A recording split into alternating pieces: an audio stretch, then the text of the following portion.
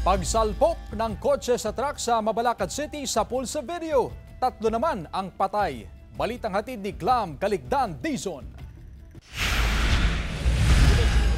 Isa-isang sinubukang iligtas ng mga rescuer ang mga biktimang naipit sa loob ng kotse matapos itong bumangga sa kasalubong na truck sa kahabaan ng barangay Mawake, Mabalacat City, Pampanga. Nakakuha ang pulisya ng dashcam video mula sa truck. Makikita rito na habang nasa kalsada ang kotse, bigla itong nag-overtake sa isang sasakyan. Pagkatapos mag-overtake, tumama sa gutter ang kotse, nawalan ng kontrol at sumalpok sa paparating na truck. Sa bilis nito, pagka-overtake niya, nung babalik siya sa right lane niya, tumama siya sa gutter ng tulay, and then na-lose control yun. Humampas yung kotse sa harapan ng mismong dump truck. Nasawi ang 2 sakay ng kotse kabilang ang isang buntis. Isinugod naman sa ospital ang driver ng kotse, ngunit kalaunay binawian din ng buhay. Galing sila ng lamay based doon sa breath ng driver, nakainom sila. Mag-ingat po sa pagmamaneho at siguraduhin hindi po tayo mag-iinom ng alak kung tayo ay magmamaneho. Ayon sa pulisya, hindi na nagsampa ng kaso ang pamilya ng mga biktima laban sa driver ng truck. Nangako naman ang may-ari ng truck na tutulong sa gastusin ng mga namatayan. Wala pang pahayag ang driver ng truck at mga kaanak ng mga namatay.